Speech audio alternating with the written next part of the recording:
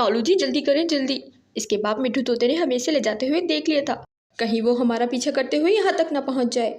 हम जल्दी से इसे बदमाश बाज के पास ले जाकर इसे बेच आते हैं, इससे पहले कि इसका बाप आए। कालू कौवा और गौरी कवि दोनों बहुत ही बुरे थे। वे मासूम पक्षियों के बच्चों को अगवा करके उसे बदमाश बाज के हाथों बेच दिया करते थे, और बदमाश बाज इस काम के उन्हें बहुत अच्छे पैसे दिया करता था और इन्हीं पैसों से अपनी अय्याशी वाली जिंदगी गुजार रहे थे। आज उन्होंने मिट्ठू तोते के बेटे को अगवा किया था, लेकिन मिट्ठू तोते ने देख लिया था। वे उनका पीछा करते हुए वहां तक पहुंच जाता है। वे मिट्ठू तोता पहाड़ी पर खड़े होकर एक बड़ा सा पत्थर उठाकर नीचे फेंकता है। वो पत्थर जाके गौरी कवि के पैर पे लगता है। गौरी कवि जोर जोर से चिल्लाने लगती है, कमबख्त सत्यानाश जाए तेरा, कमबख्त मनहूस मारे, इतनी जोर से पत्थर मारा है, हाय मेरा पैर, हाय मेरा पैर। गौरी कवि इसी तरह चिल्लाती रहती है और कालू कौवा भी देखकर परेशान हो जाता है और फिर मौका पाकर मिट्ठू तोता अपने बच्चे को उठाकर वहां से ले जाता है।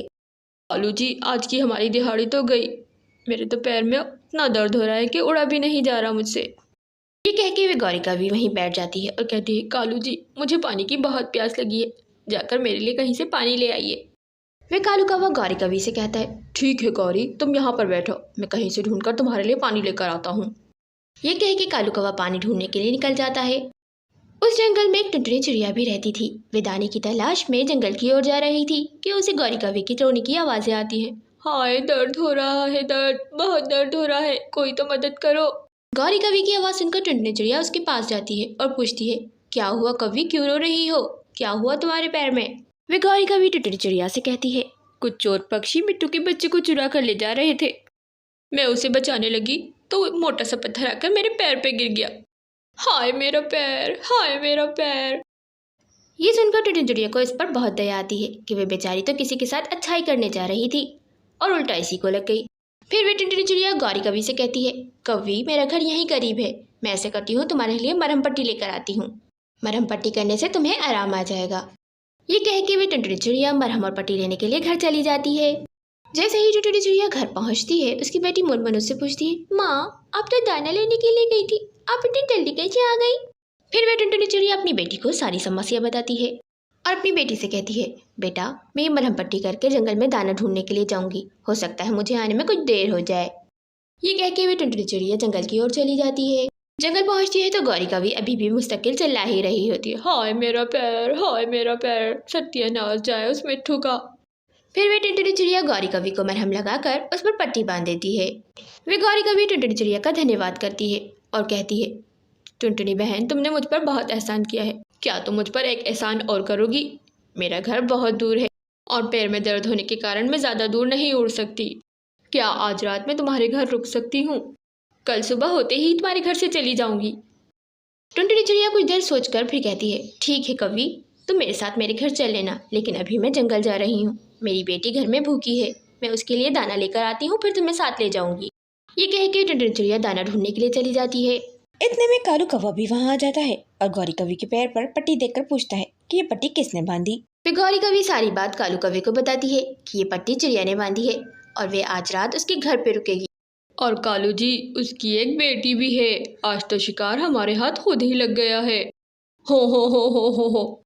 लेकिन कालू जी मैंने आपके बारे में उसे कुछ नहीं बताया है, जैसे ही वो मुझे लेने के लिए आए आप कहीं छुप जाना, उसका घर यहीं करीब में है, जैसे ही मैं उसके साथ जाऊं आप भी मेरे पीछे पीछे आते रहना, और उस चिड़िया के सोते ही रात में मैं उसकी बेटी को उठाकर ले आऊँगी, फिर दोनों साथ जाकर उसकी बेटी को बदमाश बाज के पास ले जाकर बेच देंगे। और यहाँ दूसरी तरफ टुनटुनी चिड़िया खेत से गंदम के काफ़ी सारे दाने तोड़ लेती है और गौरी कवि को लेने के लिए चली जाती है। कुछ ही देर में वो टुनटुनी चिड़िया गौरी कवि के पास पहुँच जाती है और कवि से कहती है, चलो कवि बहन मैं तुम्हें लेने के लिए आ गई हूँ, मौसम भी कुछ सही नहीं लग रहा है और मेरी बेटी भी घर पर अकेली है, जल्दी चलो। यहाँ कालू कौवा भी दरख्त के पीछे छुपा होता है। उन दोनों के जाते ही कालू कौवा भी उन दोनों के पीछे चला जाता है। कुछ ही देर में वो दोनों घर पहुंच जाते हैं। गौरी कवि को देखकर टुनटुनी चिड़िया की बेटी उससे कहती है, माँ इस काली कवि को क्यों घर ले आई हो। कौवा और चिड़िया की दोस्ती कभी नहीं होती माँ, ये काली कवि हमें मार देगी, हमें खा जाएगी। अरे नहीं मुनमुन बेटा तुम गलत समझ रही हो, ये ऐसी कवि नहीं है, ये तो दूसरे पक्षियों की मदद करती है जिस कारण उसे आज चोट लग गई है और ये जंगल में अकेली पड़ी चिल्ला रही थी, इस कारण इसे आज मैं अपने घर ले आई। चलो तुम ये भोजन खाकर सो जाओ, वैसे भी मुझे आज मौसम कुछ ठीक नहीं लग रहा है। लगता है कुछ देर में बारिश हो जाएगी। और फिर सब भोजन खाकर सो जाते हैं और गौरी कवि सोने का नाटक करती है। उन दोनों के सोते ही गौरी कवि उठकर बैठ जाती है और चोरों की तरह उठकर टुनटुनी चिड़िया की बेटी को उठाकर वहां से बाहर ले जाती है। कालू कौवा भी टुनटुनी चिड़िया के घर के बाहर बैठकर गौरी कवि का इंतजार करता है और इतने में गौरी कवि भी आ जाती है। फिर कालू कौवा गौरी कवि से कहता है, गौरी मुझे लगता है कुछ देर में बारिश हो जाएगी, जल्दी से चलो इस चिड़िया की बच्ची को लेके ताकि हम इसे बास के हवाले कर सके। अभी वे मुनमुन को ले जा ही रहे होते हैं कि अचानक जोर जोर से बारिश होना शुरू हो जाती है और बिजली भी कड़कने लगती है। और फिर वे दोनों वहीं रुक जाते हैं और मुनमुन को दरख्त पर एक रस्सी के साथ बांध देते हैं। मुनमुन को बांधकर अभी वो लोग आ ही रहे होते हैं कि अचानक आसमानी बिजली उन दोनों पर गिर जाती है और वो दोनों तड़पते तड़पते वहीं मर जाते हैं। इतने में टुनटुनी चिड़िया भी अपनी बेटी को ढूंढते ढूंढते वहाँ पहुँच जाती है और रस्सी खोलकर उसे अपने घर ले जाती है और घर पहुंचकर ऊपर वाले का ढेर सारा धन्यवाद करती है कि उसकी बेटी को कुछ नहीं हुआ और बुराई करने वालों को उनके किए की सज़ा भी मिल गई। गाइस, वीडियो पसंद आए तो वीडियो को लाइक और हमारे चैनल को ज़रूर सब्सक्राइब करें।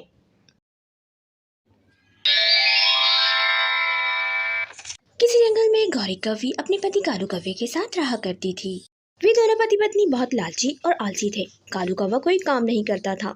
शुरू में तो वे दोनों पति पत्नी पक्षियों से भोजन मांग मांग के खाते थे, लेकिन पक्षी भी भोजन दे देकर तंग आ गए थे। इस कारण अब जंगल का कोई भी पक्षी उन्हें भोजन नहीं देता था। वे गौरी कवि अपने पति कालू कौवे से कहती है, कालू जी, अब तो कोई भी पक्षी भोजन नहीं देता है, क्या हम भूखे मर जाएंगे?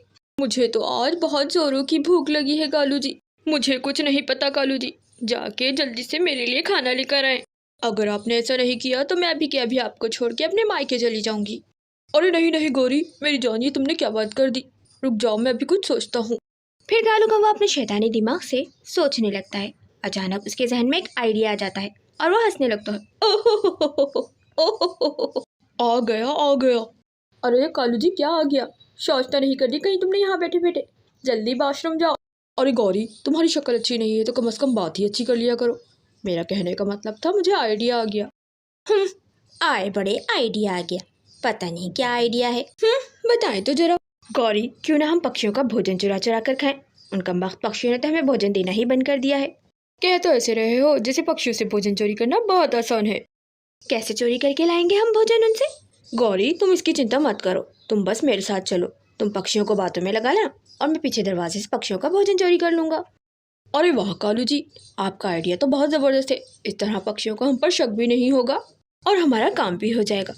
कालू जी, मेरे प्यारे कालू जी, मुझे मालूम है कालू जी, आपका दिमाग तो बहुत शैतानी है, इस कारण मैं अभी तक आपको छोड़कर नहीं गई। कालू जी, मैं तो कहती हूँ आज उस मोटी बुलबुल के घर चलते हैं।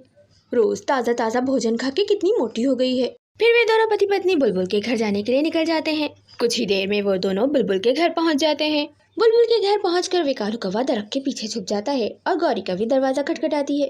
फिर गौरी कवि बुलबुल को बातों में लगाती, और बुलबुल बहन सुनाओ, तुम कैसी हो? कितने दिन हो गए मैंने तुम्हें देखा नहीं था, आज तुम्हारी बहुत याद आ रही थी, इस कारण मैं तुमसे मिलने आ गई। और वे कालू कौवा पिछले दरवाजे से बुलबुल के घर के अंदर चला जाता है।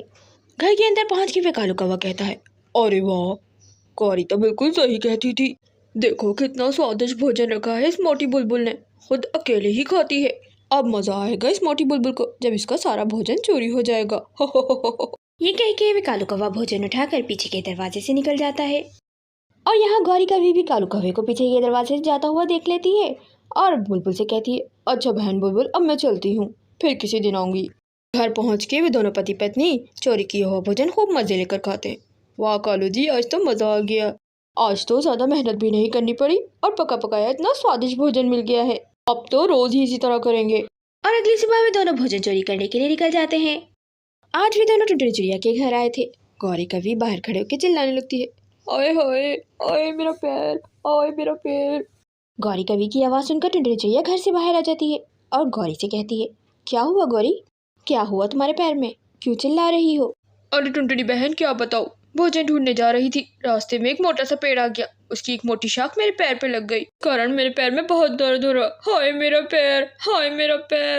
और मौका पाके कालू कौवा पीछे के दरवाजे से टुनटुनी चिड़िया के घर में चला जाता है और उसका रखा हुआ भोजन उठा के अपने घर ले जाता है। वे टुनटुनी चिड़िया गौरी कवि से कहती है, गौरी बहन तुम ऐसा करो, तुम मेरे घर में आ जाओ, मैं तुम्हारी मरहम पट्टी कर दूंगी। वे गौरी कभी कालू कौवे को भोजन ले जाते हुए देख लेती है।